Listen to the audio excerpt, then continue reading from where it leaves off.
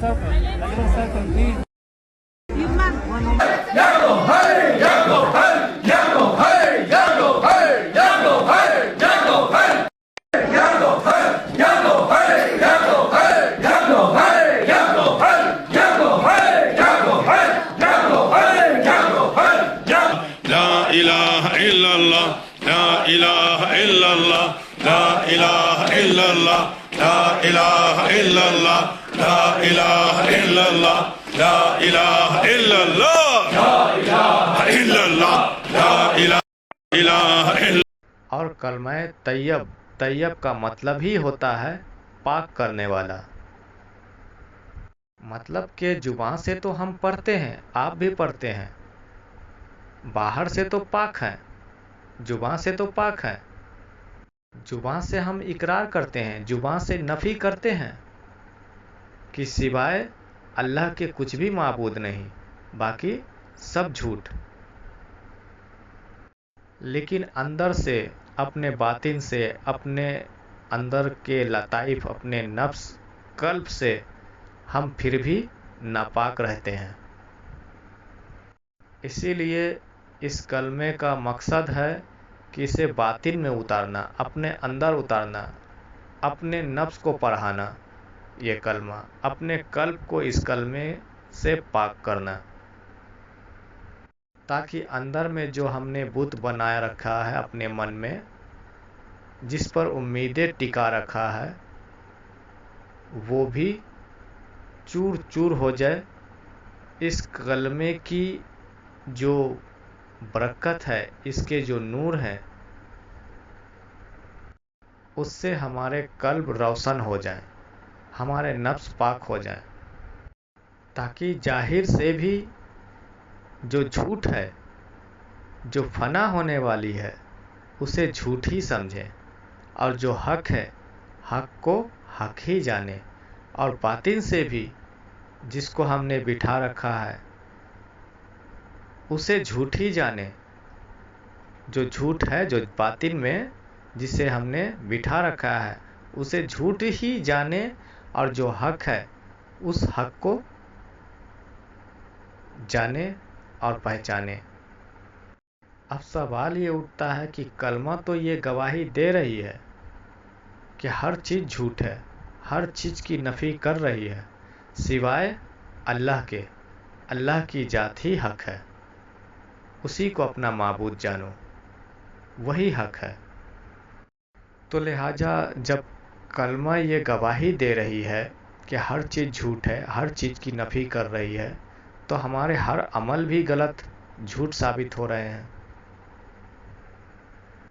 بس ایک بات کی گواہی دے رہی ہے کہ خدا کی ذات ہی حق ہے، اسے ہی اپنا معبود جانو.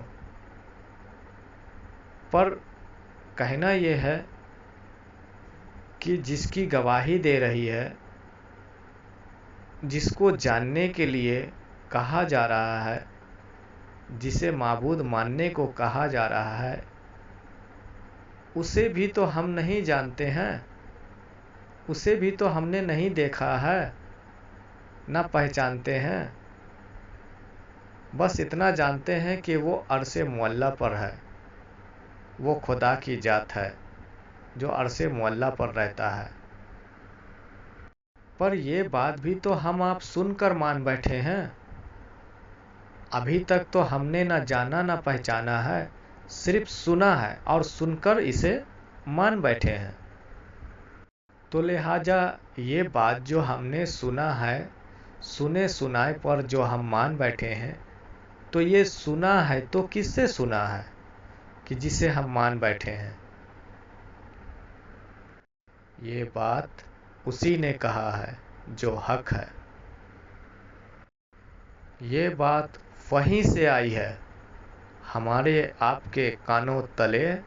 یہ بات وہیں سے آئی ہے جہاں پہ حقیقی میں خدا کی ذات ہے. یہ بات یقیناً وہیں سے آئی ہے جہاں اس خدا بند تعالیٰ کے جلوے ہیں،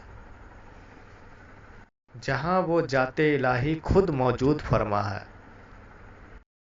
یقیناً وحدہ لا شریک لہ، یہ کہنے والی ذات وہ خود ہے۔ لا الہ الا اللہ، نہیں ہے کوئی معبود سوائے اللہ کے، یہ کہنے والی ذات وہ خود ہے۔ اور وہ ذات جہاں جلوہ گر ہوتا ہے،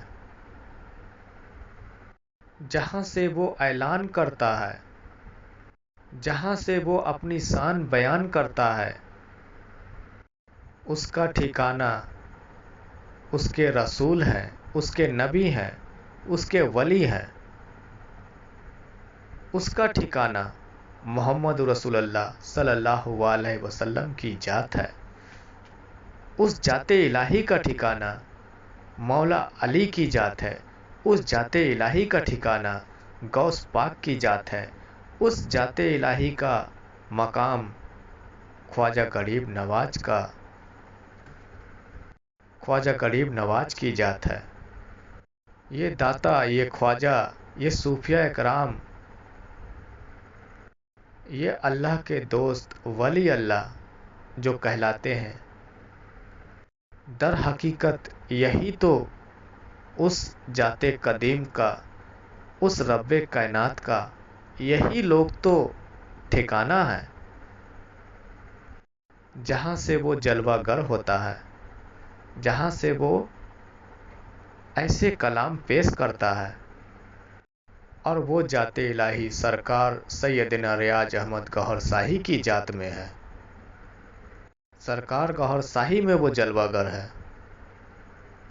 اسی بات کو تو سمجھنا ہے کہ کلمے کا مطلب جاننا ہے کہ کلمے میں لا کا موجود نہیں ہے کچھ، سب جھوٹ، ہر شے کی ہمیں نفی کرنی ہے۔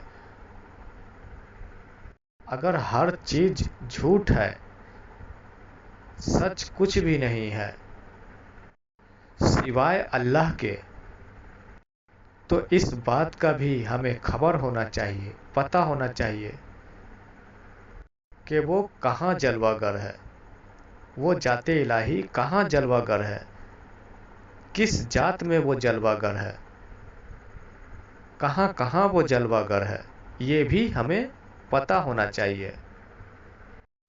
یہ پتہ رکھ کر ہمیں نفی کرنی ہے اور اثبات کرنا ہے۔ یہ پتہ رکھ کر ہمیں نفی اثبات کا ذکر کرنا ہے۔ کلمہ طیب کے مطلب معنی ہی یہی ہے کہ حقیقت جان کر کہ وہ کس کس جگہ، کس کس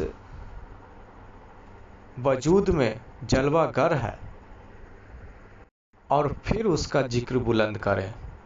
یہ پتہ رکھ کر پھر اس کا ذکر بلند کریں تو پھر دیکھیں کلمہ طیب کا فیض، پھر وہ در حقیقت اصل میں قرب